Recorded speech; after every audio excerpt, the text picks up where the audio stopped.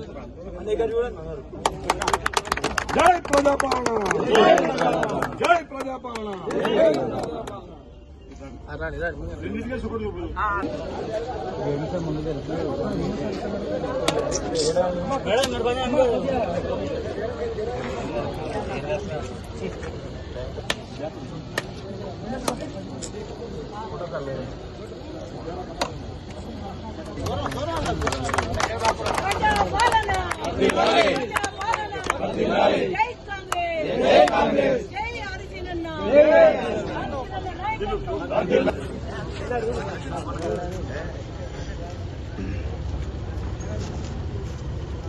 Okay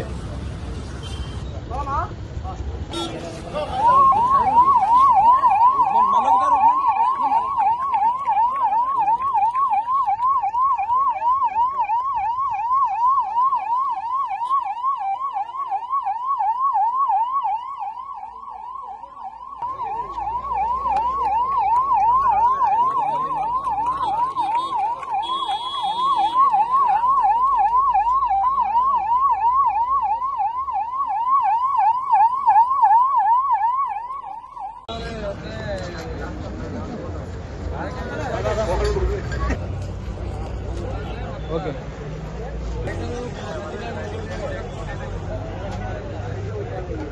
జై ప్రజాపాలన, జై ప్రజాపాలన.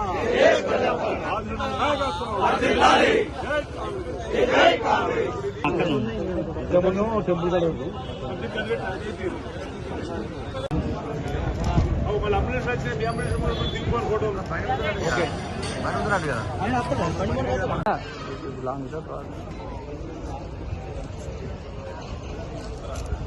ప్రజాపాలన, ప్రజాపాలన, వర్ధిల్లాలి, వర్ధిల్లాలి, వర్ధిల్లాలి, వర్ధిల్లాలి, వర్ధిల్లాలి, వర్ధిల్లాలి, ప్రజాపాలన, ప్రజాపాలన. ఈరోజు ఈ ప్రభుత్వం ప్రజా ప్రభుత్వం చెప్పడానికి కోసం అటు రైతన్నులు ఇటు నేతల సంబంధించి 50 కోట్లతో మనం పెట్టుకున్నటువంటి సందర్భం. మెడికల్ కాలేజీలో 160 కోట్లతో భవన సముదాయాన్ని భూమి పూజ చేసుకున్నాం. ఈరోజు ఇక్కడ కూడా వేములవాడ 100 పడకల ఆసుపత్రిలో బ్లడ్ బ్యాంక్ కూడా అవసరమని చెప్పని ఈరోజు 1000 గజాలు రెడ్ క్రాస్ సొసైటీ వాళ్ళకి ఇవ్వడం జరిగింది. త్వరలో బ్లడ్ బ్యాంక్ కూడా ఈ ప్రాంతం రాబోతా ఉంది.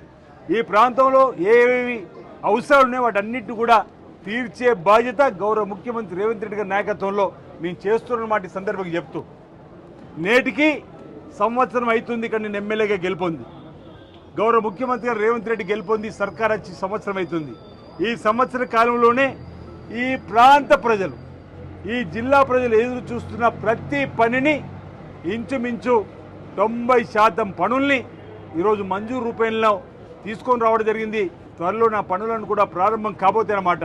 మరో 10% పనులు కూడా వీరంత తొందరలో ప్రభుత్వ ఆమోదం పొంది ఆ పనులు కూడా ప్రారంభం చేస్తూ భవిష్యత్తులో ఇంక ఈ ప్రాంతానికి ఏ అవసరం ఉన్నాయో వాటిని తీసుకొచ్చేటువంటి బాధ్యతను మేము తీసుకుంటామన్నమాట. ఈ సందర్భంగా చెబుతూ విద్యార్థుల చిరకాల కోరికలైనటువంటి ఈ ప్రాంతంలో మేడిపల్లిలో ప్రభుత్వ జూనియర్ కాలేజ్ తీసుకొచ్చినాం. అడ్వాన్స్ టెక్నాలజీ సెంటర్ 42 కోట్లతో రుద్రేంగులో కూడా తీసుకొని రావడం జరిగింది. సబ్ స్టేషన్ నాణ్యమైన విద్యుత్తును అందివ్వడానికి కోసం సబ్ స్టేషన్ తీసుకొని వస్తున్నాం. ప్రతి రంగాన్ని ఏ రంగాన్ని కూడా విస్మరించకుండా ప్రతి రంగంలో ఎక్కడ ఏ ఇబ్బంది ఉన్నా అది వెంటనే గౌరవ ముఖ్యమంత్రి, డిప్యూటీ సీఎం, మంత్రుల దృష్టికి తీసుకొని వెళ్ళి, అధికారుల దృష్టికి తీసుకొని వెళ్ళి, జిల్లా కలెక్టర్ గారి దృష్టికి తీసుకొని వెళ్ళి ప్రాంతంలో ఉన్నటువంటి సమస్యల పరిష్కారం కోసం పనిచేస్తున్నమాట ఈ సందర్భం చెప్తూ, ఈరోజు మహిళా తల్లులను కూడా ఆనాడు మహిళా తల్లులు లక్షాధికారి కావాలని పావుల వడ్డీకే రుణాలు ఇచ్చింది రాజశేఖర్ గారు ముఖ్యమంత్రి ఉన్నప్పుడు కాంగ్రెస్ ప్రభుత్వమే. వడ్డీలో రుణాలు చేసింది కాంగ్రెస్ ప్రభుత్వమే. ఈనాడు కూడా మహిళా తల్లులు కోటీశ్వరులు కావాలని ఇందిరా క్రాంతి పథకం ద్వారా మహిళలకు ఈరోజు రుణాలు ఇప్పించి వాళ్ళు సుమారు 100కు పైగా ఏవైతే వాళ్ళు కోరుకున్నటువంటి కిరాణా దుకాణం కానీ, హోటలే కానీ, టెంట్ హౌసే కానీ, పిండి వంటల సంబంధ తయారే కానీ ఏది అవసరం ఉంటుందో దానికి రుణాలు ఇప్పించి కూడా ఇందిరా క్రాంతి పథకం ద్వారా మహిళా తల్లుల్ని కోటీశ్వరాలు చేసేటువంటి కార్యక్రమం. ఉద్యోగులకు కూడా ఇప్పటికే 55,000 ఉద్యోగాలు ఇచ్చి రేపటి రోజు పెద్దపల్లి మరో 9,000 ఉద్యోగులు ఇచ్చేటువంటి సందర్భం. అసలు తెలంగాణ రాకెట్ ముందు డిఎస్సి వచ్చింది ఉమ్మడి ఆంధ్రప్రదేశ్లో. తెలంగాణ వచ్చిన తర్వాత అసలు డిఎస్సి కూడా రాని సందర్భంలో నిరుద్యోగ యువకుల కోసం డిఎస్సిని కూడా మనం, అదేవిధంగా నర్సులను కూడా మనం ఏర్పాటు చేసుకుని ఇంచుమించు 50,000 ఉద్యోగాలు రేపు 9,000 ఇచ్చుకోబోతున్నాం. 2 లక్షల ఉద్యోగాలు జాబ్ క్యాలెండర్ కూడా నిరుద్యోగ యువత కోసం విద్యార్థుల కోసం ప్రతి రంగాన్ని అటు నేతన్న రైతన్న నిరుద్యోగులు విద్యార్థులు ఆధ్యాత్మికంగా రాజన భక్తులు కానీ మహిళా తల్లులు కానీ అన్ని వర్గాల ప్రజల కోసం ఈరోజు ఈ ప్రభుత్వం పనిచేస్తుంది. అందుకే అంటున్నా అభివృద్ధి ఓ కన్నైతే సంక్షేమం మరో కన్ను. ఈ రెండు సమాంతరంగా ఈ రాష్ట్రంలో ఈ ప్రభుత్వం ముందుకు తీసుకుని పోతుంది. భవిష్యత్తులో కూడా మేలైనటువంటి అభివృద్ధి కార్యక్రమాలు సంక్షేమ కార్యక్రమాలని అమలు చేస్తామని సందర్భంగా తెలుసు.